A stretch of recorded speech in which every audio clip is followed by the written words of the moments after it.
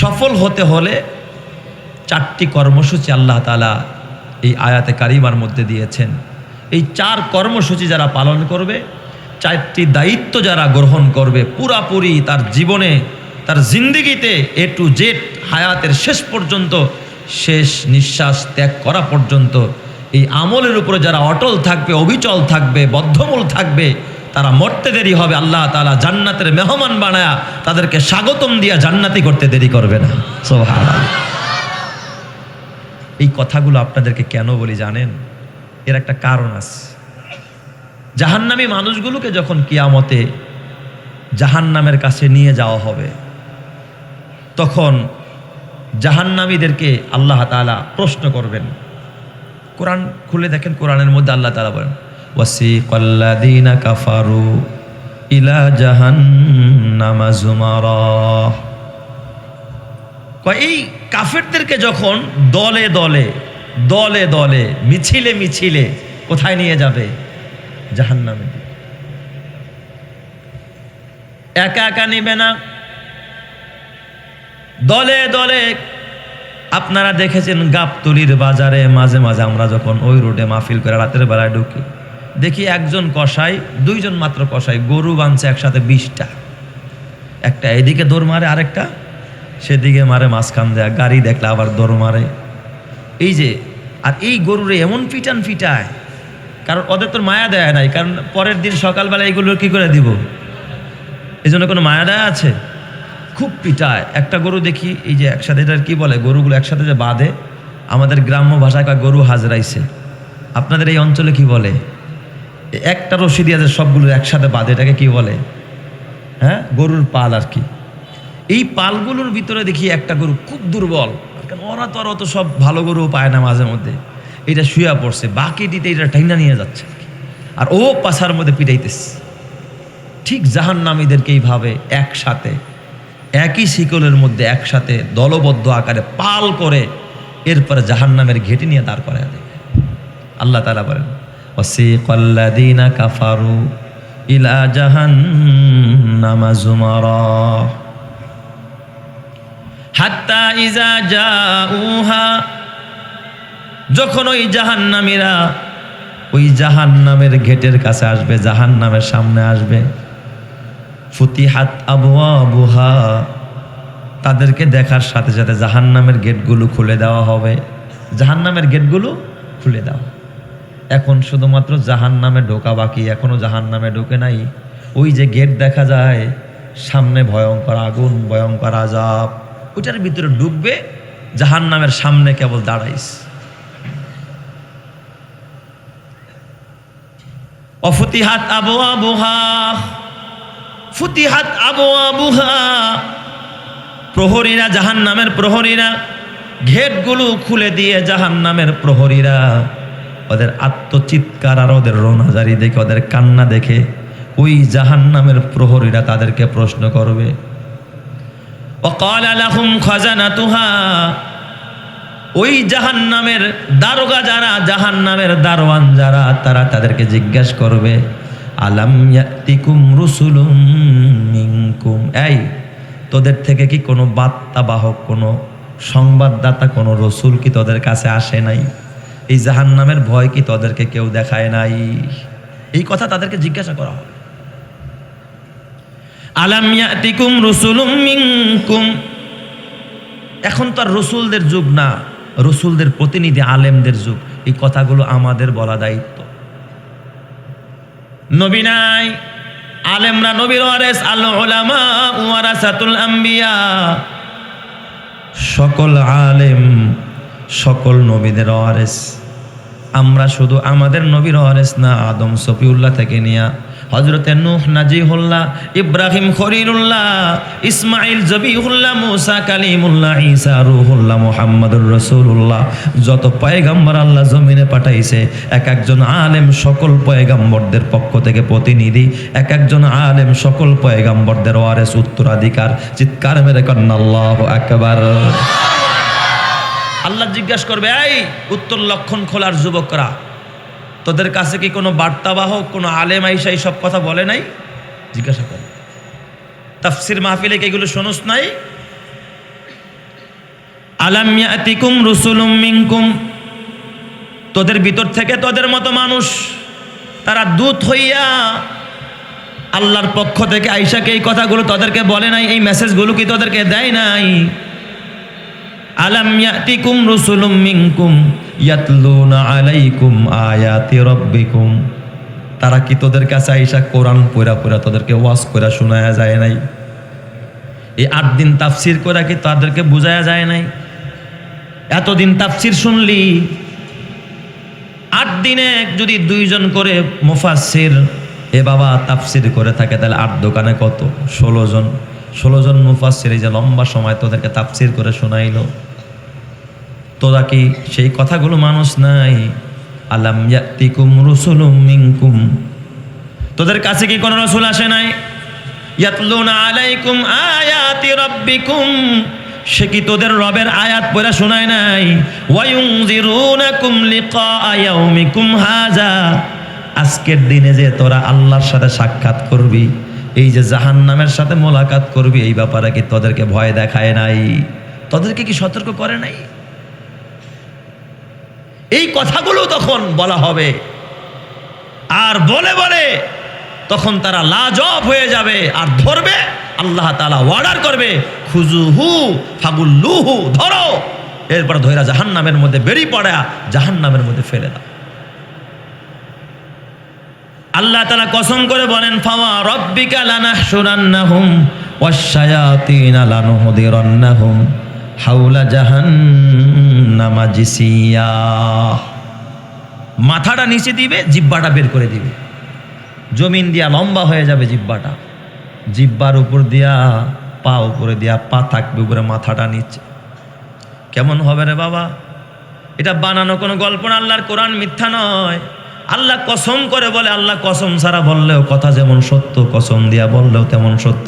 আল্লাহ কসম করে কয়, ফাওয়া রব্বিকা, তোমার রবের কসম, ফাওয়া রব্বিকা লানাহশুরান্নাহুম, অবশ্যই তাদের হাসর করাবো, সুম্মা লানুহদিরান্নাহুম হাওলা জাহান্নামা জিসিয়া, আমি ওদের মাথাটা নিচে দিব, পা দুইটা উপরের মধ্যে দিয়া তারপরে জাহান্নামের আগুনে ফালায়া দিব। আল্লাহ তুমি আমাদের সতর্ক হওয়ার তৌফিক দান করো, জোরে করা আমিন। এই জন্য আজকে যে মেসেজগুলো দিব, 4টা আমলের কথা বলবো, মানবেন তো সবাই ইনশাল্লাহ? আমি আমার দায়িত্ব থেকে বলি, আপনার মানতে হবে। ওমা আলাইনা ইল্লাল বালাগ, আমার কাজ হলো বলে দেওয়া, মানান আমার আপনার দায়িত্ব। তো যদি সফল হতে চান, ওই জাহান্নামের আগুন থেকে বাঁচতে চান, দুনিয়াতেও সফলতা চান, পরকালেও মুক্তি চান, তাহলে কয়টা আমলের কথা বলবো? 4টা। মানবেন সবাই ইনশাল্লাহ? ওই পিছনের ভাইরা মানবো? আচ্ছা, মানবেন না কে? একটু হাত উঠান দেখি। মাশাআল্লাহ, খালি 3 জনে মানবো, 4 জনে, 5 জন। আচ্ছা, আর বুঝে নাই না? ও নতুন আর কি। আল্লাহ তাআলা বুঝার তৌফিক দান করুক, জোরে কান আমিন। মাশাআল্লাহ। লা ইলাহা ইল্লাল্লাহ, জোরে লা ইলাহা ইল্লাল্লাহ, লা ইলাহা ইল্লাল্লাহ। গাড়ি চলে না ড্রাইভার সারা, বিমান চলে না পাইলট সারা, মানুষ বাঁচে না রুহু সারা, পৃথিবী চলে না আল্লাহ সারা। লা ইলাহা ইল্লাল্লাহ, জোরে লা ইলাহা ইল্লাল্লাহ, লা ইলাহা ইল্লাল্লাহ, লা ইলাহা ইল্লাল্লাহ, লা ইলাহা ইল্লাল্লাহ, মুহাম্মাদুর রাসূলুল্লাহ সাল্লাল্লাহু আলাইহি ওয়াসাল্লাম। সফলতার জন্য ওই 4 কথা আল্লাহ তাআলা কোরআন বলে সূরাতুল হজের 77 নং আয়াতের ভিতরে, ইয়া আইয়ুহাল্লাযীনা আমানুর কাউ ওয়াসজুদু ওয়া'বুদু রাব্বাকুম ওয়াফআলুল খায়রা লাআল্লাকুম তুফলিহুন। আল্লাহ তাআলা বলে, হে ঈমানদারেরা, কত আদর করে আল্লাহ তাআলা ঈমানদারদেরকে ডাকলেন। আল্লাহ তাআলা ঈমানওয়ালাদেরকে ডাকলেন, হে হে ঈমানওয়ালারা, ও আমার ঈমানদার বান্দারা, আল্লাহ তাআলা কিন্তু কোনো বেঈমানকে নসিহত করে না, বেঈমানকে আল্লাহ তাআলা ডাকে না। আল্লাহ তাআলা নাফরমানকে ডাকে না, আল্লাহ তাআলা ঈমানদারদেরকে ডাকে। কারণ ঈমানদারদেরকে আল্লাহ বড় ভালোবাসে। ভালোবাসার কারণে দেখবেন মা সন্তানকে ভালোবাসে। সন্তান যদি কোথায় যায় মা সাবধান করে দেয়, বাবা সাবধান, রাস্তার মধ্যে ডাকাত থাকতে পারে, গাড়ি রাস্তা সাবধানে পার হইবা, গাড়ি আছে বাবা, দুর্ঘটনা যেন না হয়। মা সন্তানকে ভালোবাসে, এই জন্য মা বারবার নসিহত করে। আমার আল্লাহ, একজন মানুষ, একজন মা তার সন্তানকে যতটা ভালোবাসে তার চাইতে কোটি কোটি গুণ বেশি আমার আল্লাহ তার বান্দাকে ভালোবাসে। জোরে কোন সুবহানাল্লাহ। একজন মার বাবা তার সন্তানকে যতটা ভালোবাসে তার চাইতে আমার আল্লাহ তার ঈমানদার বান্দা বান্দাকে কোটি গুণ বেশি ভালোবাসে। সুবহানাল্লাহ। এই জন্য আমার বাবা আল্লাহ তাআলা বলেন, ওই 4 কর্মসূচি, প্রথম কর্মসূচি সম্পর্কে আল্লাহ বলেন, ইয়া আইয়ুহাল্লাযীনা আমানুর কাউ, হে ঈমানদারেরা আল্লাহকে রুকু করো, আল্লাহর সামনে মাথাটাকে নত করে দাও। রুকু এটা একটা ইবাদত। আমরা মনে করি যে নামাজ পড়ি বিদায় আমরা রুকু দেই। রুকু কিন্তু একটা মুস্তাকিল ইবাদতের নাম। রুকু করা কি বলেন তো? ফরজ। রুকু করা কি? ফরজ। এই রুকু করার বিধান দিয়েছে কে? নামাজের ভিতরে এবং বাহিরে কত ফরজ? মাশাআল্লাহ, এই যে হাজী সাহেব বলে দিস, নামাজের ভিতরে এবং বাহিরে আরকান এবং আহকাম মোট কতটা? 13টা। নামাজের ভিতরে 6 ফরজ আর বাহিরে 7 ফরজ, মোট কত? 13 ফরজ। এই ভিতরের 7 ফরজের মধ্যে একটা হলো কি করা? রুকু করা। রুকু এটা হলো একটা আল্লাহ তাআলার পছন্দের ইবাদত, এটা মুস্তাকিল ইবাদত। আমরা তো নামাজ সারা জীবনও কি করি না? রুকু করি না। করেন? নামাজ সারা জীবনে কেউ রুকু করছেননি? রুকুর নিয়তে কেউ রুকু করছেননি? আমাদের দোয়া কেমনে কবুল হবে বলেন? নবীজির এমন কোনো হালাত নাই যে হালাতে নবীজি দোয়া করে নাই। রুকু দিয়া দিয়া লম্বা সময় নবীজি আল্লাহর কাছে দোয়া করতেন। শুধু রুকু, নফল রুকু, বাস আল্লাহু আকবার বলে উপর হয়ে যাইতেন। উপর হয়ে গিয়া তারপরে বলতেন সুবহানা রব্বিয়াল আযীম, সুবহানা রব্বিয়াল আযীম, সুবহানা রব্বিয়াল আযীম। রুকুর মধ্যে বান্দা আল্লাহর তাজিম, আজমত প্রকাশ করে, এটা তাজিমি। এই জন্য রুকুর তাসবিহ হয়েছে সুবহানা রব্বিয়াল আযীম। আযযামা ইউআযযিমু তাযীমান। রুকুর মাধ্যমে আল্লাহ তাআলার আজমত প্রকাশ পায়, আল্লাহকে তাজিম করা হয়। আমার আল্লাহ এমন এক আল্লাহ, প্রতিটা সেকেন্ড, প্রতিটা মুহূর্ত, ক্ষণে ক্ষণে এমন কোন মাখলুক নাই যে আল্লাহকে রুকু করে না। সুবহানাল্লাহ। আল্লাহ তাআলা কিছু ফেরেশতা বানাইছে, তাদের ডিউটি দিয়ে দিয়েছে শুধু রুকু করা। কিছু ফেরেশতা আছে আমাদের মতো, তার ফেরেশতারা নামাজ পড়ে না। যারে বলছে তোর ডিউটি হলো শুধু রুকু করা, সে সবসময় রুকু দিয়ে পড়ে থাকে। ও জীবনে রুকু থেকে সামি আল্লাহু লিমান হামিদা, কিয়ামত হয়ে গেল ওই ফেরেশতা কোনোদিন সামি আল্লাহু লিমান হামিদা বলবে না। ও রুকুর মধ্যে থাইকা সবসময় বলতে থাকে সুবহানা রব্বিয়াল আযীম। ওরে আল্লাহ শুধু রুকুর জন্যই বানাইছে। রুকু একটা দামি ইবাদত, আল্লাহর একটা পছন্দের ইবাদত। এই জন্য নবী আমার মাঝে মাঝে পেরেশান হয়ে গেলে মাঝে মাঝে রুকুতে গিয়াও দোয়া করতেন। জানি না কোন সময়ের দোয়াটা আল্লাহর পছন্দ হয়ে যায়। নবীজি একা একা নফল রুকু দিয়া আল্লাহর কাছে রুকুতে গিয়া সুবহানা রব্বিয়াল আযীম বলতেন 3 বার। এরপরে বলতেন আল্লাহ আমার এটা দাও, আমার ওটা দাও, এটা থেকে বাঁচাও, ওটা থেকে বাঁচাও, আল্লাহ এটা কবুল করো, ওটা কবুল করো। সিদ্দিক আকবর আবু বকর সিদ্দিক বলেন, আমার নবী, মমতাময়ী নবী, দয়ার নবী, মায়ার নবী, বদরের রাতে, যেই রাতে 17ই রমজান বদর প্রান্তরে ইসলামের প্রথম যুদ্ধ যখন সংগঠিত হয়, বদরের রাতে, বদরের যুদ্ধের আগের রাতে নবীজি আমার একটা সেকেন্ডের জন্য নবীজি চোখ বন্ধ করে নাই।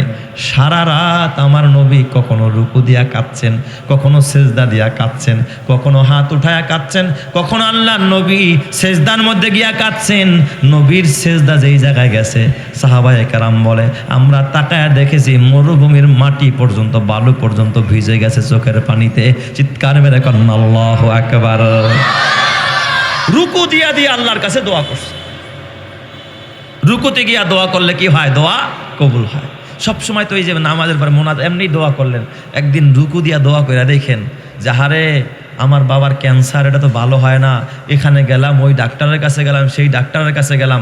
আর এই সময়টাকে চুজ করবেন গভীর রাত, তাহাজ্জুদের টাইমে। হ্যাঁ, আপনি এখন তো অনেক বড় রাত, কত ঘুমাবেন, ঘুমাইতে ঘুমাইতে তো কোমর ব্যথা হয়ে যায়। সেই 6টা পর্যন্ত বেলা ওঠে। কেউ যদি ফজরের নামাজ 6টা বাজেও পরে তাও হয়ে যাবে তার নামাজ। 6টা কততে হুজুর বেলা ওঠে এখন? 6টা 18 না 17তে যেন। তার মানে 6টার 5 মিনিট আগে বা পরে পড়লেও নামাজ হয়ে যাবে। তার মানে ঘুমের সময়ের অভাব নাই। আপনি যদি 4টা 4:30 বাজে উঠেন, ওই সময় নফল রুকু দিবেন। নফল রুকু দিয়া তারপর কেউ নাই, কেউ দেখে না, দেখবেন বান্দা সবসময় আল্লাহরে তালাশ করে। আর ওই ভোর রাতে আল্লাহ বান্দারে তালাশ করে, আল্লাহ ডাকতে থাকে আল্লাহ মিম মুস্তাগফিরিন ফাগফির আলা, আসো কেউ গুনাহ করছো ক্ষমা চাবি, যা আমি আল্লাহ তোরে ক্ষমা করে দিলাম। আলা মিম মুস্তারজিকিন ফারজুক আলা, আসনি রিজিকের অভাবী, রিজিক নাই, লক্ষ লক্ষ টাকা ঋণ হয়ে গেছে, হাই হুতাশ করো, মানুষের কাছে যাও না, না মানুষের কাছে যাও না, মানুষের স্রষ্টা যিনি তার কাছে যাও। গভীর রাত্রে ওইটা রুকু একটা দিয়া তারপর আল্লাহর আল্লাহ, এই অবস্থায় গিয়া আল্লাহ তাআলা তাকায় থাকবে আর আমার বান্দা রুকুতে গিয়াও আমার কাছে চায়। আল্লাহর রহমতের দরিয়াটা উতলায়া উঠবে। যা চাইবা, রোগ হইলে সেটাও বলবা, অভাবী হইলে তাও বলবা, ছেলে হয় না তাও বলবা, মেয়ে হয় না তাও বলবা, বিপদে আসো তাও বলবা, সন্তান কথা শুনে না মদ খায়, এই মদ খোররে ভালো করতে হইলে ওই সময় রুকু দিয়ে আল্লাহর কাছে দোয়া করবা। ওই সময় গিয়া হাত তুলে আল্লাহর কাছে বলবা আল্লাহ তোমার সব চাওয়া পাওয়াকে পুরা করে দিনেওয়ালা আমার আল্লাহ। চিৎকার মেরে কোন সুবহানাল্লাহ। লোক দেখানি দোয়া আল্লাহ পছন্দ করে না। ইমাম সাহেবরে কইবেন ইমাম সাহেব দোয়া করেন, আর যদি ইমাম সাহেব একটু নাম না নিয়ে দোয়া করে তখন কয় কি ব্যাপার হুজুর, ভাত খান নাই আজকে, কি দোয়া করলেন শুনলাম মতো না, আছে না নাই? হ্যাঁ, বাপের লেগা দোয়া চাইছে, ইমাম সাহেব কেন বাপ মা তুল্লা দোয়া করলো না, নাম নিয়া মনে মনে দোয়া করছে গা, এটারে নিয়ে মিটিং লাগাইছে। মিটিং আমি সেই মিটিংয়ে ছিলাম। ইমাম সাহেব হুজুর দোয়া চাইলাম, হাদিয়া দিলাম, কই আমার বাপের নাম তো একবারও কইল না। মানে মুসল্লিদের সবাই শোনাইলো না কেন? আল্লাহ অমুকের বাপরে মাফ। আর যদি ইমাম সাহেব একটু চালাক হয়, আল্লাহ অমুকরে মাফ করো, অমুকের বাপরে মাফ করো, শ্বশুরে মাফ করো, শাশুড়িরে মাফ করো। না, পারফেক্ট ইমাম একটা পাইছি, একেবারে পারফেক্ট চেথা ইমাম। আমি আমার এক ছাত্ররে এক জায়গায় খেদমতে দিছি, তো ওই কমিটির যিনি মোতাওয়াল্লি আমার মিরপুরেই থাকে আর কি, আল্লাহর হস্তে ওনাকে দিছি, তো দিছি, বেচারার বুজুর্গ মানুষ, ছেলেটা খুব বুজুর্গ মানুষ, জীবনে কেউ খাবার দিলেও কিছু বলবে না, না দিলেও চাইবো না যে আমার খাওয়ান দেন, এতটা মাটির মানুষ, সব কিছু ভালো। তো কয়েক বছর আগে আমি মাহফিলে গেছি, জিজ্ঞাসা করলাম কি রে বেটা তোমার কি অবস্থা, এখন কেমন আছো, ছেলে মেয়ে কয়জন? কয় হুজুর 2 বাচ্চা, বেতন কত? কয় 7,000। আমি কয় আল্লাহ, তোরে কয় বছর আগে যে 7,000 শুনছি, এখনো 7,000-ই আছে, কিয়ামত হয়ে যাবো না 7,000 আর 8,000 হইব না। হুজুরের বেতন বাড়ায় না, এমন হালাত আছে না নাই? আছে। এরপর আবার অভিযোগের শেষ নাই। কয় হুজুর একটু চালু দেখে একটা ইমাম দিয়েন, এই ধীরগতির ইমাম চলবো না। আমি কেমন চালু চান? কয় হুজুর একটু স্পিড আছে আর কি ভিতরে। তো পরে আমি ফজরের নামাজ পড়লাম, ফজরের সময় আমি দেখি এক সেজদা দিলে ইমাম সাহেব উঠা মাঝখানে একটু বইসা দোয়া পড়ে, তারপরে কি করে আরেকটা সেজদা দেয়, সুন্নত তরিকায় সে নামাজ পড়তেছে, কত সুন্দর তেলাওয়াত তার, আমার দিল ভরে গেছে। কিন্তু মোতাওয়াল্লি সাহেব আমার পাশে বসা, বুড়া মানুষ, উনি দেখি উনি এক সেজদা থেকে উঠছে, এই পাগলায় করছে কি 2য় সেজদায় চলে গেছে। মানে ইমাম সাহেব এখনো 2য় সেজদায় যায় নাই, এর আগে মোতাওয়াল্লি সাহেব কয় সেজদায় গেছে? 2য় সেজদা মাইরা লাইছে আর কি। এখন আমি তো বুঝছি কিল্লি গাছ আলু মাল চাইছে আর কি, আমার বুঝ হয়ে গেছে আর কি। নামাজ শেষ করে দৌড়ছে, আজি সাহেব কামনা করলেন কি? আপনি তো ইমাম সাহেবের এক সেজদার লগে 2 সেজদা মাইরা লাইছেন। কয় হুজুর কি করবো, ঠেলা ধরে রাখতারি না। ওই যে অভ্যাস করছে তাড়াতাড়ি, আমি এত তাড়াহুড়া কিসের? আরে কি বোঝেন না আপনারা? নাহলে পরের বারে এখানে আপনাকে তো ঠিক নেই, আমাকে তো অফিসে যাইতে হবে, কাজ আছে। এতক্ষণ কি মসজিদে সময় দেওয়ার সময় আছে? মানে তাড়াতাড়ি করে এক শ্বাসে 2 রাকাত 2 সূরা শেষ কইরা কোনো রকমের নামাজটা শেষ করুক, দায় সারার মতো নামাজ পড়ে। কসম আল্লাহর, এই সমস্ত নামাজিরা জান্নাতে যাইতে পারবে না। ফাওয়াইলুল লিল মুসাল্লিন, এদের জন্য খোদার জাহান্নাম। কথা ঠিক না বেঠিক? যেটা কয় এরা নামাজ নিয়ে তামাশা জুড়া দিচ্ছে, রুকু সেজদা নিয়ে তামাশা জুড়া দিছে। রুকুকে অবহেলা করে, সেজদাকে অবহেলা করে। রুকুতে গিয়া যে কি কয় আল্লাহ ছাড়া কেউ বোঝে না। ঠিক বললাম না বে? ঠিক বললাম? রাগ করতেছেন আপনারা? অথচ যদি এরে নিয়ে ওই টিকটক দেখতে বসায় দেন, ঠেলা যখন একটা মারছে মজা পাইছে, ঠেলতেই থাকে ঠেলতেই থাকে। বউ ডাক দেয়, আহো খাও, ভাত বাড়ছি। কয় দাঁড়াও আইতেছি। কয় কি করো? তাড়াতাড়ি কয় না আসতেছি আসতেছি। এই কইতে কইতে আরো 10 মিনিট, ভাত ঠান্ডা হয়ে গেছে। আসো না কেন খাইতে? কয় আসতেছি। কইতে কইতে আধা ঘন্টা শেষ। আর যদি চায়ের আড্ডাখানায় বসে, ওই যে আরেকজনে গিবত করতেছে, খুব মজা পাইতেছে, মনোযোগ দিয়া শুনতেছে। এরপরে যখন একটু উঠে যেতে কয়, এই শেষ কথাটা তো কইলা না, একটু তাড়াতাড়ি কও। মানে গিবত শুনতে খুব মজা লাগছে, মরা ভাইয়ের গোশত খাইতে খুব মজা লাগে, গুনাহ করতে মজা লাগে, কবিরা গুনাহ করতে মজা লাগে, জিনা করতে মজা লাগে, বেশ্যাগিরি করতে মজা লাগে, মদ খাইতে মজা লাগে, নারী দেখতে মজা লাগে, রুকু সেজদা দিতে মজা লাগে না। কথা ঠিক না বেঠিক? জোরে কও। সমাজকে ঘুণে ধরছে। অথচ নবীজি এত লম্বা লম্বা রুকু দিতেন। মা আয়েশা সিদ্দিকাকে জিজ্ঞাসা করা হলো যে নবীজির কিয়ামুল লাইল কেমন ছিল? মা আয়েশা সিদ্দিকা বলেন, নবীর রুকুর কথা আমি কি বলবো, সেজদার কথা কি বলবো। এক রুকুতে নবী ঘন্টার পর ঘন্টা কাটায় দিতেন, এক সেজদার মধ্যে নবী ঘন্টার পর ঘন্টা কাটায় দিতেন। জোরে কান আল্লাহু আকবার। আল্লাহ তো কিছু ফেরেশতাদেরকে রিজার্ভ করে রাখছে শুধু রুকু করার জন্য। কিছু পশু পাখি আল্লাহ বানায় দিছে শুধু রুকু করার জন্য। আপনার গরুটা সব সময় রুকু অবস্থায় আছে। কথা কয় না কে? গরুর সামনের 2টা পা না, এই 2টা হাত। গরুটা সব সময় কি অবস্থায় আছে? রুকু অবস্থায় আছে। কুল্লুন কদা আলিমা সলাতাহু ওয়া তাসবিহাহু। প্রত্যেকটা প্রাণী রবের তাসবিহ পড়ে আর নামাজ পড়ে, কিন্তু গরুর নামাজ গরুই ভালো বোঝে আর রব বোঝে। পশু পাখিরাও নামাজ পড়ে, আসমানও নামাজ পড়ে, জমিনও নামাজ পড়ে, আল্লাহর নামে তাসবিহ পড়ে। সূর্যটা পূর্ব আকাশে উঠে পশ্চিম আকাশে ডুবে, এই সূর্যটা আল্লাহর গোলামি করে। সন্ধ্যাবেলা সূর্যটা আল্লাহর কুদরতি কদমে সেজদায় যায়। নবীজি ডাক দেয়া কয়, ও সাহাবীরা, তোমরা কি জানো? তাদরুনা, তোমরা কি জানো কিনা এই সূর্য কোথায় যায়? তোমরা তো দেখো সূর্য ডুবে যায়। সাহাবায়ে কেরাম বললেন, আল্লাহু ওয়া রাসূলুহু আলাম, আল্লাহ এবং তার রসুল এই ভালো জানে, আমরা জানি না। নবী ডাক দেয়া কয়, সাহাবীরা, এই সূর্য কোথায় যায় তোমরা জানো না, তবে আমি বলি, আমি নবী বলি, সূর্য কোথাও যায় না। সূর্য তোমরা দেখো ডুবে যায়, সূর্য ডুবে যায় না। এই সূর্যটা সারা রাত আমার মালিকের কদমে সেজদায় পুরা কাঁদে, আল্লাহ গো আগামীকাল সকালবেলা আমি আবার পশ্চিম আকাশে উঠবো কিনা। আল্লাহর কদমে গিয়া সেজদায় পুরা পারমিশন চায়। আমার আল্লাহ যখন তাকে পারমিশন দেয়, তখন সকালবেলা সূর্যটা আবার পশ্চিম আকাশে গিয়া উদিত হয়ে যায়, আর পূর্ব আকাশে গিয়া উদিত হয়, পশ্চিম আকাশে গিয়া ডুবে যায়। চিৎকার মেরে কান্না আল্লাহু আকবার। আরো জোরে বলেন আল্লাহু আকবার। যার কথা কয় প্রজাপতি ফুলের কানে কানে, যার প্রেমেতে চাঁদে জেগে রয় নিঝুম তারার বনে, তার প্রেমেতে ভাষাই তরি আমরা গানে গানে, আমরা গানে গানে। আল্লাহু আল্লাহ বলো, আল্লাহু আল্লাহ, আল্লাহু আল্লাহ বলো, আল্লাহু আল্লাহ। জোরে আল্লাহু আল্লাহ বলো, আল্লাহু আল্লাহ বলো, আল্লাহু আল্লাহ। সবাই আল্লাহু আল্লাহ বলো, আল্লাহু আল্লাহ, আল্লাহু আল্লাহ বলো, আল্লাহু আল্লাহ। যার কথা কয় প্রজাপতি ফুলের কানে কানে, যার প্রেমেতে চাঁদ জেগে রয় নিঝুম তারার বনে, তার প্রেমেতে ভাষাই তরি আমরা গানে গানে, আমরা গানে গানে। আল্লাহু আল্লাহ বলো, আল্লাহু আল্লাহ, আল্লাহু আল্লাহ বলো, আল্লাহু আল্লাহ, জোরে আল্লাহু আল্লাহ বলো, আল্লাহু আল্লাহ, আল্লাহু আল্লাহ বলো, আল্লাহু আল্লাহ। যে পাতায় পাতায় সবুজ মেখে ফুলকে দিল ঘ্রাণ, মিনারে মিনারে উড়ে যার নামে রাজান। যে পাতায় পাতায় সবুজ মেখে ফুলকে দিল ঘ্রাণ, মিনারে মিনারে উড়ে যার নামে রাজান।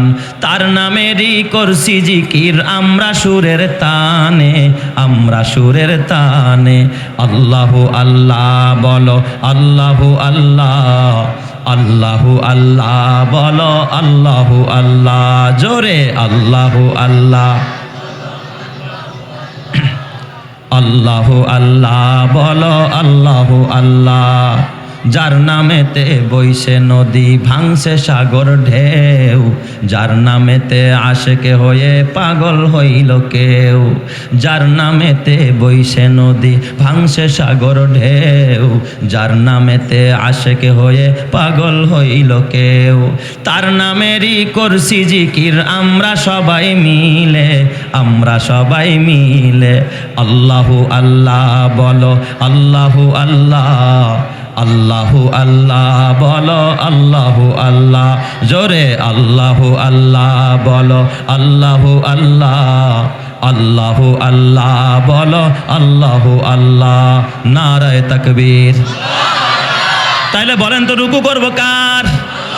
আরো জোরে বলেন, রুকু কার? গরুতে রুকু করে, একটা ছাগলও রুকু করে। রুকু থেকে কখনো গরু মাথা উঠায় না, ছাগলও মাথা উঠায় না। কিছু ফেরেশতা আছে রুকু থেকে কখনো মাথা উঠায় না। এই জন্য আল্লাহ তাআলা মুমিনকে ডাক দিয়া কয়, মুমিন এমন কোনো সময় নাই যেই সময় আমি আল্লাহকে রুকু করা হয় না। তোরাও তাজিমের জন্য আমি আল্লাহকে রুকু কর। তোরা যদি রুকু করতে পারোস, বেশি বেশি যদি আমি আল্লাহকে রুকু করতে পারোস। এই আমার বাজান, আপনারা বলেন সারাদিনে নামাজ কয় ওয়াক্ত? এই 5 ওয়াক্ত নামাজে ফরজ আর ওয়াজিব আর সুন্নতে মুআক্কাদা মিলায় মোট কয় রাকাত? 32 রাকাত। মোট কয় রাকাত? 32 রাকাত। ফরজ ওয়াজিব আর সুন্নতে মুআক্কাদা মিলায়া কয় রাকাত হয়? মোট 32 রাকাত। এ বাবা, এই 32 রাকাত নামাজের ভিতরে 17 এই 32 রাকাত নামাজের ভিতরে বলেন রুকু কয়টা? 32টা। 32 রাকাত নামাজে রুকু কয়টা? এক রাকাতে রুকু কয়টা দেন? একটা। 32 রাকাত নামাজে রুকু হলো 32টা। এ যুবক ভাই, যখন কোনো মানুষ নামাজ পড়ে না, সে আল্লাহকে 32টা রুকু দেয় না, আল্লাহর 32টা হুকুম সে অমান্য করে। তুমি তো মনে করছো না আমি অমান্য করি না। নামাজের ভিতরে যদি আরকান আহকাম 13টা ফরজ হয়, রুকু যদি একটা ফরজ হয়, তুমি যদি এক ওয়াক্ত নামাজও না পারো, তুমি কয়টা রুকু সাল্লা? 32টা রুকু সাল্লা, 32টা হুকুম অমান্য করলা, 32টা ফরজ তরক করলা। কসম আল্লাহ, কি নিয়া তুমি আল্লাহর সামনে দাঁড়াইবা?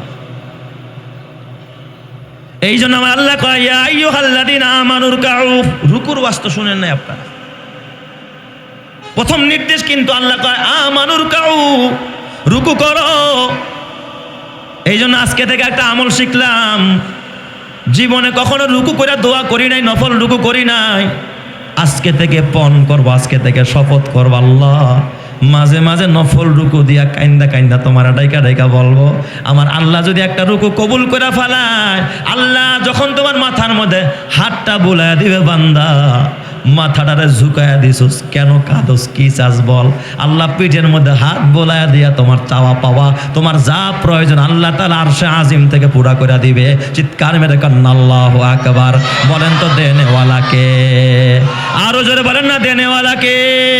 আলহামদুলিল্লাহ মান কদ্দারা খায়রাহু ওয়া খাওয়ালা, আলহামদুলিমান কদ্দারা খাইরাও ওয়া খাবালা ওয়া শুকরু লিমান সাওয়ারা হুসনা ওয়া জামালা লা জিদ্দা ওয়ালা নিদ্দা ওয়ালা হাদ্দা লিমাওলা আল আনা কামা কানা ওয়ালাম ইয়ালকা জাওয়ালা লা ক্বাবলা ওয়ালা বাদা ওয়ালা ওয়াক্তা জামানা লা হাজিবা ওয়ালা মানিআ লিল্লাহি তাআলা লা তুশরিক ফিল্লাহি ওয়ালা রব্বা সিওয়াহু লা ওয়ালিদা ওয়ালা ওয়ালাদা ওয়ালা উম্মা লা খালা ফারদুন সামাদুন আন সিফাতিল খালকি বারিউন রব্বুন আযালিয়ুন খালাকাল খালকা কামালা।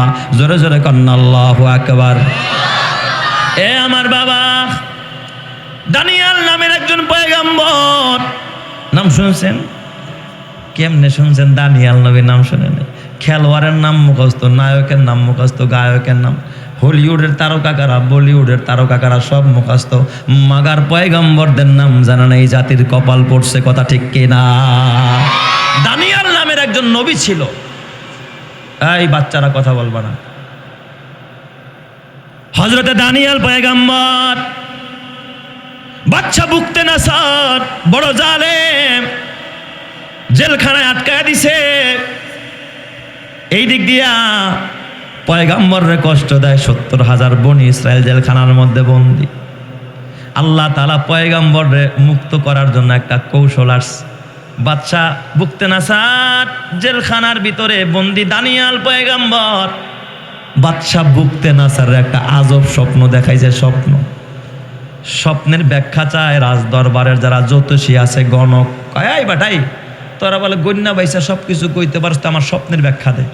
বাদশায় বলে, এই স্বপ্নের ব্যাখ্যা দে। জ্যোতিষীরা কয়, বাদশা আগে স্বপ্ন কন, তাইলে শুইন না আমরা কি দিব, ব্যাখ্যা দিব। বাচ্চাকে, আমার তো স্বপ্নের কথাই মনে নাই। এই বলেন তো, একজনের স্বপ্ন দেখছে, আরেকজনের কাছে গিয়ে ব্যাখ্যা চায়, তাইলে যদি ব্যাখ্যা চায় তাহলে প্রথমেই তো জিজ্ঞাসা করবে তুমি কি স্বপ্ন দেখছো। কথা আমার বোঝেন নাই? তো বাদশা বুকতে নাসার রে ওই জ্যোতিষীরা ডাক দিয়া বলে, মহারাজ আপনি স্বপ্নে দেখছেন, কি স্বপ্ন দেখছেন বলেন, আমরা তাহলে ব্যাখ্যা দিব। কয়, আমার তো স্বপ্নের কথা মনে নাই। কয়, তাহলে আমরা এই স্বপ্নের ব্যাখ্যা কেমনে দিব? কয়, তোরা বলে গায়েব জানোস, তাহলে আমার স্বপ্নের কথাও কবি, ব্যাখ্যাও কবি। যদি না কইতে পারোস, এই তরবারি দিয়া গর্দান কাইটালাম। দিছেনি মহা খুমকি, অগত কলিজার পানি শুকায় গেছে। হঠাৎ কইরা বুকতে নাসারের জেলখানার মধ্যে বন্দী হযরতে দানিয়াল পয়গম্বর। আল্লাহর পয়গম্বর দানিয়াল আলাইহিস সালাম ডাক দিয়া বলে, ও জেল সুপার, তোমাদের বাদশা বুকতে নাসার আজব এক স্বপ্ন দেখছে। জ্যোতিষীদেরকে 7 দিন সময় বাইদা দিয়েছে। 7 দিন কেন? 7 যুগ 7 বছর কেন? 70 বছর দিল, ওরা স্বপ্ন বলতে পারবে না, ব্যাখ্যাও বলতে পারবে না। এই স্বপ্ন আর স্বপ্নের ব্যাখ্যা আমি দানিয়াল ছাড়া আর কেউ জানে না। চিৎকার মেরে কন্না আল্লাহু আকবার। বলেন তো পয়গম্বরে জানায়া দিছেন কে? আরো জোরে বলতে হবে, পয়গম্বরে জানায়া দিছেন কে? আল্লাহ। জেল সুপার ডাক দিয়া কয়, দানিয়াল হাসা কইরা কও, সত্যি কি তুমি স্বপ্ন আর স্বপ্নের ব্যাখ্যা পারো কিনা? কয়, হ্যাঁ ও জেল সুপার, আমার আল্লাহ আমারে স্বপ্ন জানাইছে, স্বপ্নের ব্যাখ্যাও জানাইছে। কয়, তাইলে একটা কাজ করো, তুমি যদি বাদশার স্বপ্ন আর স্বপ্নের ব্যাখ্যাটা দিতে পারো, তোমারও মুক্তির ব্যবস্থা হবে, আমারও প্রমোশন হবে, আমারে শুধু জেল সুপার না, এর থেকে বড় পদ দিয়া দিবে। তাই চলো তোমারে নিয়ে বাদশার কাছে যাই। এই দিক দিয়া জেল সুপার দৌড়ে গেছে। যা বলে, ও বাচ্চা বুকতে নাসার, জেলখানার ভিতরে বন্দী হযরতে দানিয়াল, আপনার স্বপ্নও জানে, স্বপ্নের ব্যাখ্যাও জানে। এই দানিয়ালে আপনি বের করে আনেন, স্বপ্নের ব্যাখ্যা দিবে। এই কথা যখন বলছে, জেল সুপার ডাক দিয়া বলে, বাদশা বুকতে নাসার, ও জেল সুপার, যদি স্বপ্নের ব্যাখ্যা দিতে না পারে, স্বপ্ন বলতে না পারে, তোমারও গর্দান যাবে, ওই দানিয়ালেরও গর্দান যাবে। কয়, না বাদশা, সে স্বপ্নের ব্যাখ্যা দিবে, আর সে সত্যিকারই একজন ভালো মানুষ। আমরা তো জেলখানা পরিচর্চা করি, দেখি আসলে এই লোকটা নির্দোষ, এর কোনো দোষ নাই। এমন নির্দোষ মানুষ আমার দেশেও জেল খাটে, আছে না নাই? যেরকম আছে না নাই? কয়, যাও নিয়ে আসো আমার রাজ দরবারে। বাদশা যেই কথাটা বলার জন্য, ঘটনা বলা আমার মাকসাদ না, বাদশা বুকতে নাসারের দরবারে একটা শিকল টানানো থাকলো, শিকল এমনভাবে টানানো ওই দরবারে ঢুকতে হইলে রুকু করে ঢোকা লাগে। কি কইরা? তার মানে উপর হইয়া মাথাটা নিচু কইরা, এটা হলো বাদশাকে কুর্নিশ করে ঢুকতে হয়। এখনো দেখবেন কিছু কিছু জায়গা আছে, মাজার আছে, কিছু কিছু গন্ডদের আড্ডাখানা আছে, ওই জায়গায় নত হইয়া ঢুকতে হয়। যে এই জায়গায় নত হইয়া ঢুকতে হয়, এইভাবে হাত জোর করে ঢুকতে হয়, এইভাবে ব্যাগ গিয়ারে ভাগতে হয়। গুইরাট ভাগা যাইব না, পাশা ফিরান যাইব না মাজারের দিকে। কত বড় অবস্থা দেখছেন। কাবা শরীফের দিকে পাশা ফিরানো যায়, কিন্তু আর এই মাজারের দিকে ফিরানো যাবে না। কত বড় 2 নম্বর, আর শয়তান ছাড়া কিচ্ছু নয়। কথা ঠিক না ব্যাঠিক যা দেখা, এইভাবে ব্যাগ গিয়ার আসতে হয়। আমার যুবক ভাই হাতে পায়ে ধরে বলা যায়, হযরতে দানিয়াল তিনি যখন দেখলেন শিকল একটা টানানো, তাকেও ঢোকার সময় মাথাটা নত করে ঢুকতে হয়। বাদশাহ ওইভাবেই সিস্টেমটা করে রাখছে। দানিয়াল নবী দরজার সামনে এসে দেখলো এই হালাত। বলেন তো কোনো পয়গম্বর জালেমের সামনে মাথা নত করতে পারে? কথা বলেন, পারে? কোনো পয়গম্বর জালেমের সামনে মাথা নত করতে পারে না। কোনো পয়গম্বর কোনোদিন জালেমের সাথে আতাত করে চলতে পারে না। যদি জালেমের সাথে আতাত করে চলে, জালেমের সাথে এ বাবা লিয়াজু করে চলে, সে কোনোদিন হক্কানি না, সে হলো হুক্কানি, সে হলো দালাল। কথা ঠিক না বাড়ি যারা কন? সত্যিকারের মানুষ যারা, তারা কোনোদিন কোনো জালেমের সাথে আপোষ করে চলতে পারে না। দানিয়াল নবী ডাক দিয়া কয়, ও দরবারের প্রহরীরা, শিকল সরাও, নয়তো আমি ঢুকবো না। এখন চিন্তা করে, বাদশাহ তো স্বপ্নের জন্য 1000 মানুষের মাইরা লাইব। এই অবস্থায় ও যা কয় তাই শুনি, শিকলটা সরাইয়া দিস। সোজা হইয়া সিনাটা টান কইরা বাদশার দরবারের সামনে গিয়া দাঁড়ায় গেছে। সব মানুষ মাথা নত করে কুর্নিশ কইরা রুকু কইরা ঢুকে, আর নবী দানিয়াল আলাইহিস সালাম সিনাটা টান করে ভিতরে ঢুকছে। আল্লাহু আকবার বলবেন না সবাই? আর একটু জোরে কর না, আল্লাহু আকবার। আচ্ছা, আপনাদের মনে একটু কষ্ট হইতেছে নাকি? শেষ করে দিমু? আল্লাহ তুমি কবুল করো, জোরে কানা আমিন। বাদশার সামনে নিয়া এখন দানিয়াল স্বপ্নের ব্যাখ্যা দেবে। বাদশাহ রাজ সিংহাসনের মধ্যে বসা, ডাক দিয়া কয়, ও দানিয়াল, তোমার কাছে আমি স্বপ্ন আর স্বপ্নের ব্যাখ্যা জিজ্ঞাসা করার আগে একটা প্রশ্ন করি, জবাব দিবা যদি বাপের বেটা হও। ডাক দিয়া বলে, দানিয়াল, আমার দরবারে একটা নিয়ম আছে, তুমি কেন নিয়মটা ভঙ্গ করলা? রুকু করা ছাড়া আমার দরবারে ঢুকা যায় না। তুমি কেন আমার রুকু করলা না? কেন আমার রুকু দিলা না? এই নিয়মটা কেন ভঙ্গ করলা? এর জবাব আগে দাও, তারপরে স্বপ্নের ব্যাখ্যা দিবা। এখন তো দানিয়াল নবী বিপদে পড়ে গেছে। আপনারা বলেন, এখন যদি দানিয়াল বলে, বাদশাহ ভুল করে ফেলাইছে, আমার মাফ করে দেন, তাহলে তো বাতিলের সামনে মাথা নত হয়ে গেল। কথা কয় না কেন? আর যদি বলে, বাদশাহ রুকু করা হারাম, এই জন্য আপনারা করি নাই, তাহলে বাদশাহ কিসের স্বপ্ন আর ব্যাখ্যা? আগেই তরবারি চালায়া দিব। কথা বোঝেন নাই? বাদশার সামনে যদি বলে, বাদশাহ রুকু করা হারাম, এই জন্য আমি আপনার রুকু করি নাই, তাইলে তো বাদশাহ কি করব? কব তাড়াতাড়ি ওর গর্দান ফালায়া দাও, আমার বিরুদ্ধে কথা কয়। আবার যদি কয় ভুল করছি, মাফ করে দেন, তাহলে বাতিলের লাগে কি হয়? আপোষ হয়ে যায়। পয়গম্বরদের আল্লাহ এলেম দিয়েছেন, সাথে সাথে আল্লাহ হেলেমও দিয়েছেন। আল্লাহ জ্ঞান ও প্রজ্ঞা দিয়া পয়গম্বরদেরকে ভরে দিয়েছেন। দানিয়াল নবী ডাক দিয়া কয়, বাদশাহ আমি জেনে বুঝে স্বেচ্ছায় সজ্ঞানে আপনাকে রুকু করি নাই। চিৎকার মেরে কন্যা আল্লাহু আকবার। আমি জেনে বুঝে স্বেচ্ছায় সজ্ঞানে রুকু করি নাই। বলেন তো, কথাটা কি সত্য বলছেন না মিথ্যা? আসতে কইছেন যে আপনারা, কি আপনাদের সন্দেহ হয়? ঈমান থাকবে না, নবীর কথা কি সত্য না মিথ্যা? কথা তো সত্যই বলছে। এবার বাদশাহ কয়, দেখেন ফতুয়াও মারে নাই, তার বিরুদ্ধেও কয় নাই, পক্ষেও কয় নাই। হেকমত কারে কয় দেখেন। কয়, আমি জান্না বুঝা শুননা ইচ্ছা করি আপনারা কি দেই নাই? সেজদা দেই নাই। কয়, ও দানিয়াল, সবাই আমার সেজদা দেয়, তুমি কেন দিলা না? ডাক দিয়া বলে, বাদশাহ সবাই রুকু দেয়, আমি কেন দিলাম না? বাদশাহ গো, আমি যদি আপনার এক রুকু দিতাম, তাহলে 2টা সমস্যা ছিল, 2টা সমস্যা। দানিয়াল নবী কয়, কয়টা সমস্যা? 2টা। এক নম্বরের সমস্যা হলো আমি মরে যাইতাম। ও বাচ্চা, আমি মরে যাইতাম, আর আমার মরার পর আপনিও বাঁচতে পারতেন না, আপনিও মরে যাইতেন।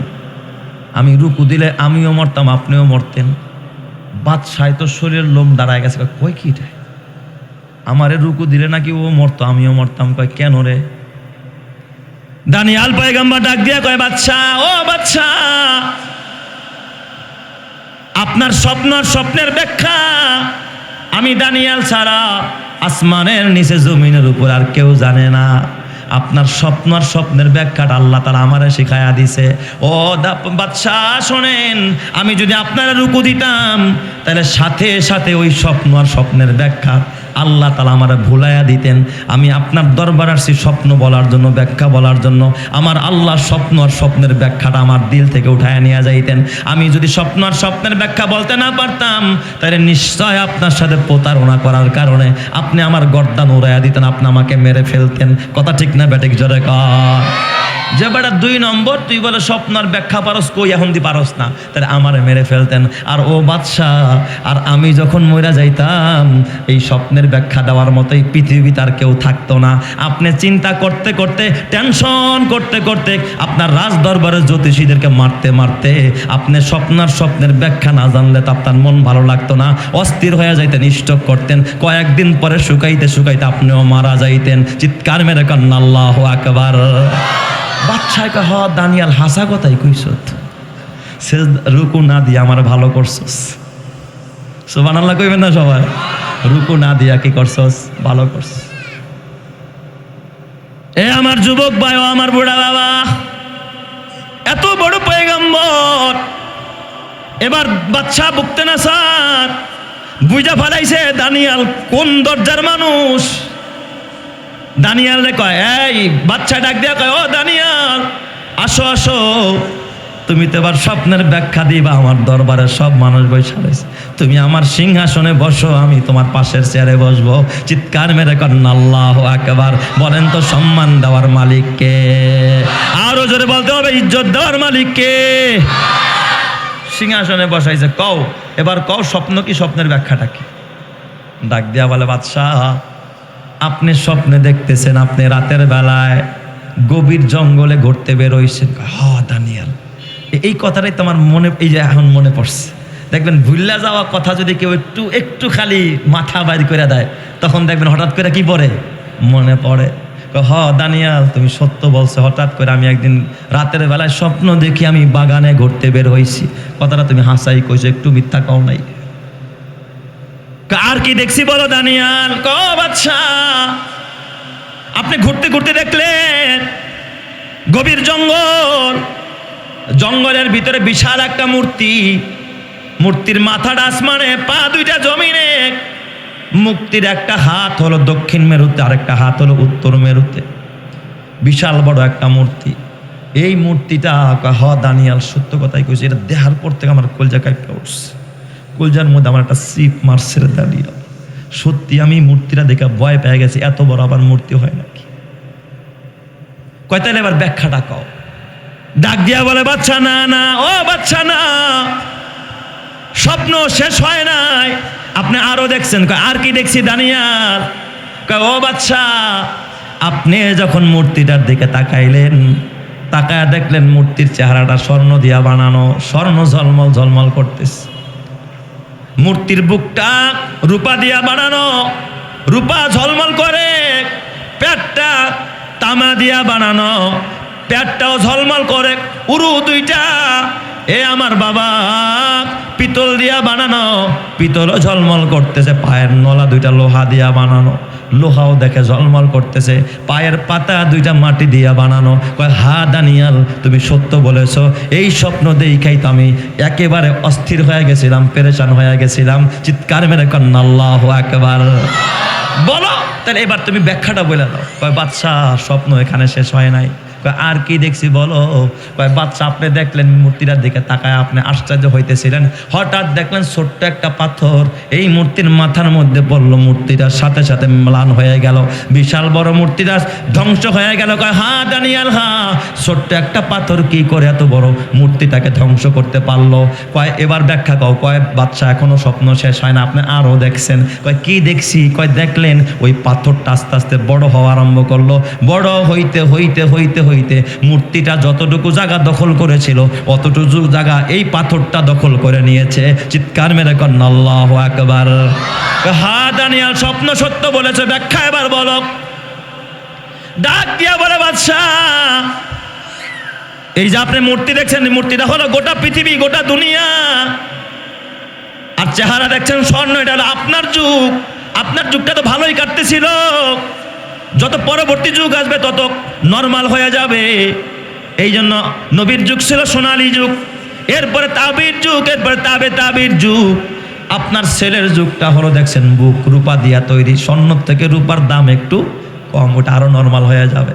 পেটটা দেখছেন তামা দিয়া বানানোটার দাম আরো কম, উরু দুইটা দেখছেন পিতল দিয়া বানানোটার দাম আরো কম, পায়ের নলা দুইটা লোহা দিয়া বানানো ওইটার দাম আরো কম, পায়ের পাতা দুইটা মাটি দিয়া বানানো ওইটার দাম আরো কম।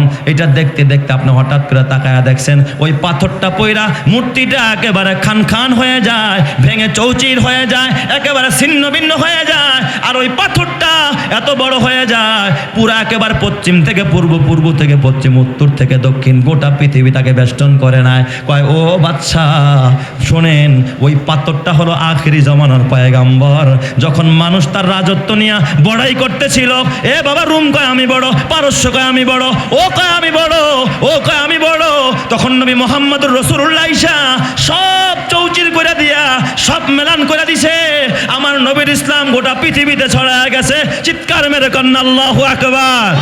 এটা হলো আখিরি জমানার পয়গাম্বর, যেই নবী তার জবানে বলে আন্নাসু সাওয়াসিয়াতুন কা আসনানিল মুশতি, কয় সব মানুষ বরাবর, কোনো ভেদাভেদ নাই। রাজা প্রজা আমির ফকির এক কাতারে দাঁড়ায় নামাজ পড়বে, কে রাজা কে ফকির, কে গোলাম কে আমির কে ফকির, এটা বুঝার মতো কোনো কায়দা নাই। চিরুনির দানা যেমন সমান, সব মানুষ মর্যাদার বেলায় আল্লাহর কাছে সমান। এই জন্য রাজা প্রজা একসাথে দাঁড়ায় নামাজ পড়ে। চিৎকার মেরে কন্যা আল্লাহু আকবার। দেখেন না রুকু দেওয়ার সময় চেয়ারম্যান সাহেব একটু আগায়া রুকু দেয়, এলাকার মেম্বার সাহেব একটু পিছিয়ে দেয় নাকি? না সবার রুকু সমান? সবাই কি কাতার সোজা করে দাঁড়ায় নাকি? চেয়ারম্যানরা একটু আগে দেয়, মেম্বার একটু পিছিয়ে দাঁড়ায়, এমন হয় নাকি? না না, সব সমান। এটার নামই হলো ইসলাম। এই ইসলামের সাম্যতা আছে, ইসলামের মধ্যে রাজা প্রজা আমির ফকিরের কোনো ভেদাভেদ নাই। এই জন্য আমার আল্লাহ তাআলা ডাক দিয়া কয় ইয়া আইয়ুহাল্লাযীনা আমানু রুকাউ, হে ঈমানদারেরা রুকু করো, রুকু করো। 2 নম্বর আল্লাহ তাআলা বলে ওয়াসজুদু, সেজদা করো। এই আমার বাবা সেজদাও একটা মুস্তাকিল ইবাদতের নাম। আমরা তো শুধু নামাজের মধ্যে সেজদা করি, শুধু নামাজের মধ্যে সেজদা না, সেজদা একটা মুস্তাকিল ইবাদতের নাম, ভিন্ন একটা ইবাদতের নাম, আলাদা একটা ইবাদতের নাম। তাই তো আমার নবী এত লম্বা সেজদা করতেন, সেজদার মধ্যে পইরা হাসরের ময়দানেও আমার নবী কি তখন নামাজ পড়বে নাকি? কিয়ামতের ময়দানে আপনারাও জানেন আমিও জানি, আমার নবী সেজদায় পড়া পড়া উম্মতের জন্য সুপারিশ করবে, দোয়া করবে। আল্লাহর নবীকে আল্লাহ ডাক দিয়া বলবে হাবিব আমার ইরফা আরো আসাক, আপনার মাথা উঠান, ইসফাতু সাফা, এ নবী সুপারিশ করেন, আপনার প্রতিটা সুপারিশ কবুল করা হবে। চিৎকার মেরে কন্যা আল্লাহু আকবার। সেজদা হলো একটা মানুষের জন্য সবচাইতে দুর্বল জায়গা, যে আল্লাহর সামনে সব বিসর্জন দিয়ে দিলাম। একটা মানুষ যখন সেজদা দেয় তার 8টা অঙ্গ মাটির সাথে মিশে যায়। কয়টা অঙ্গ? 8টা অঙ্গ। সেজদার সময় 1 নম্বরে লাগে কি বলেন? কপাল, এরপরে নাক, তারপরে লাগে হলো 2 হাত। তাহলে নাক আর কপাল কয়টা গেল? 2টা। 2 হাত কয়টা গেল? কয়টা গেল? 6টা। 2 পায়ের পাতা, এই যে আঙ্গুলগুলো কয়টা? 8টা। এই 8 অঙ্গ দিয়া মানুষ কি করে? সেজদা করে। কপাল বড় দামি, পেশানি বড় দামি। তাই তো আমাদের বিপ্লবী কবি, বিদ্রোহী কবি, কবি নজরুল ডাক দিয়া কয় বলবীর বল উন্নত মমশির, শির নেহারি আমারই নত শির ওই শিকরে হিমাদেরীর। এই বিদ্রোহী কবি তার কিন্তু কি ছিল না বাবা? দাড়ি ছিল না। কবি নজরুলের কি দাড়ি ছিল নাকি? কিন্তু ভিতরে ইমানে ভরা।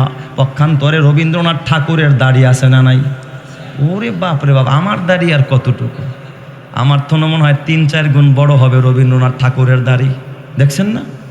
হ্যাঁ, এই যে এই বর্তমান ভারতের যে প্রধানমন্ত্রী, এর আগে যে ছিল কি মনমোহন সিং না? মনমোহন সিংয়ের পাগড়ি বান্ধা দেখছেন? উম্মা গুমা, আমার পাগড়ির আর কি ঢক, মনমোহন সিংয়ের পাগড়ির দিকে তাকাইতেই মনে চায়। কথা ঠিক না ব্যাটিক জোরে কন? তার মানে খালি দাড়ি রাখলে আর পাগড়ি পরলে কি জান্নাতে যাওয়া যায় নাকি? কথা কয় না?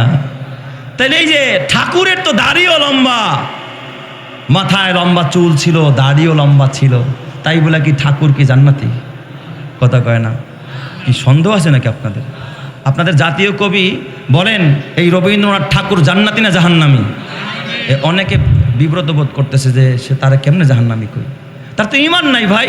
এই কথা যদি কারো মানে একটু সন্দেহ থাকে যে জান্নাতি হইলেও হইতে পারে, তাহলে তারও ঈমান থাকবে না। ঠিক বললাম না ব্যাঠিক বললাম? বলেন এই লোকটা জান্নাতি না জাহান্নামী? পক্ষান্তরে কবি নজরুল জান্নাতি না জাহান্নামী? জান্নাতি, তার ঈমান ছিল। নজরুলের কবিতা শোনেন, মসজিদের পাশে আমায় কবর দিও ভাই, মুয়াজ্জিনের আজান যেন কানে শুনতে পাই। সূরা ফাতিহার তাফসির করছে তিনি কবিতার ছলে। তার মানে ইসলামী ভাবধারার একজন কবি ছিলেন, কিন্তু চেহারায় দাড়ি ছিল না, ভিতরে কি ছিল? ঈমান। জোরে বলেন না, কি ছিল? ঈমান। একদিন ঠাকুর আর এই কবি নজরুল এক মজলিসে দুইজনে দাওয়াত পাইছে। এক যুগের কবি তো, আর কবিরা দেখবেন কথায় কথায় কবিতার ছলে কথা কয়। তো ঠাকুর আগে মাইকটা নিয়ে নজরুল একটু পচাইতে চাইছে। ইমানদারদেরকে সবাই কি দেয়? খোসা দেয়, খোসা দেয় কাঠমোল্লা কয়া।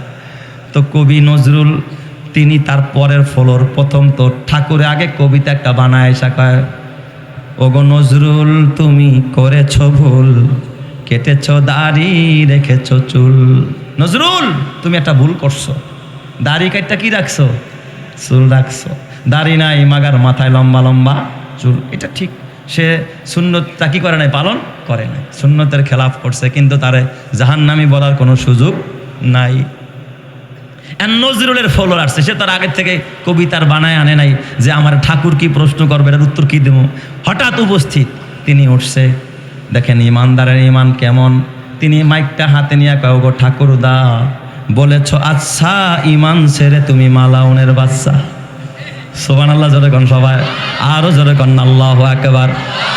এই বিদ্রোহী কবিতা বলো বীর, বলো উন্নতম মশির, শির নেহারি আমারি নত শির ওই শিকর হিমাদ্রির।